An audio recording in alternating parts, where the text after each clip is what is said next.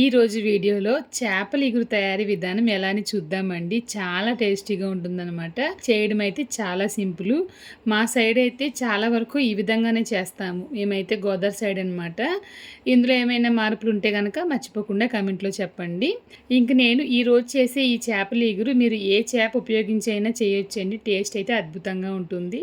మరి దాని తయారీ విధానం ఎలా అని చూసేద్దామా. ఒక మిక్సీ జార్ తీసుకున్నానండి. దాంట్లో లవంగాలు, ధనియాలు, దాల్చిన చెక్క, యాలకులు, జీలకర్ర, గసగసాలు వేసి మెత్తగా పొడి చేశానండి. దీంట్లోని వెల్లుల్లిపాయలు, అల్లం ముక్క, ఉల్లిపాయలు వేస్తున్నాను. అన్నీ ఒకేసారి వేసి గ్రైండ్ చేయొచ్చు కానీ ఈ మిక్సీ సరిగ్గా నలగదనమాట. సో అందుకని చెప్పేసి 2 సార్లుగా వేశాను. ఇంకా ఒక ప్యాన్ తీసుకుని దాంట్లో ఆయిల్ వేస్తున్నానండి. పచ్చిమిర్చి, కరివేపాకు వేసి బాగా వేగిన తర్వాత రుబ్బి ఉంచిన ఆనియన్ పేస్ట్ అయితే వేస్తున్నాను. కొంచెంగా ఉప్పు, కొంచెంగా పసుపు వేస్తున్నాను. వేసిన తర్వాత బాగా ఫ్రై చేయాలండి. ఇంకా ఉల్లిపాయ బాగా వేగిన తర్వాత దీంట్లో కారం వేసానండి. నేను తర్వాత రుచికి తగినంత ఉప్పు వేసి కారం పచ్చివాసన పోయే వరకు బాగా ఫ్రై చేయాలన్నమాట. ఇంక ఈ విధంగా మసాలా అంతా ఈవెన్గా స్ప్రెడ్ చేస్తున్నానండి. చేసిన తర్వాత చేప ముక్కలు అయితే వేస్తున్నాను. మీరు ఏ చేప అయినా తీసుకోవచ్చు.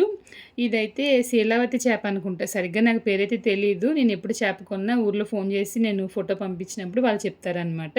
మూత పెట్టేసి తక్కువ మంటలో ఒక 2 నుంచి ఒక 3 నిమిషాలు అలా వదిలేయండి. ఒకవైపు బాగా ఉడుకుతుందనమాట.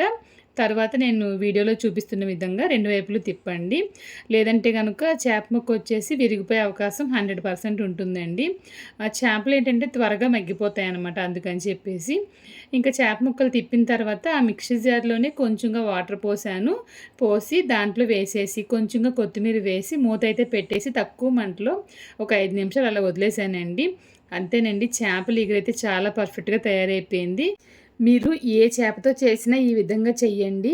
చాలా చాలా బాగుంటుందన్నమాట. ఫస్ట్ టైం చేస్తున్నాం కదా, బాగా వస్తుందా లేదా అని చెప్పేసి అస్సలు మీకు డౌటే వద్దు. ఇక్కడ మిస్టేక్ ఏంటంటే చేప తిరగవేసినప్పుడే ఇరిగిపోయే అవకాశం ఉంటుంది కాబట్టి నేను వీడియోలో చూపించిన విధంగా ట్రై చేసి చూడండి. ఇంక ఈరోజు మన ఛానల్లో చాలా సింపుల్గా చేపల ఇగురు తయారీ విధానం ఎలా అని చూశారు కదండి.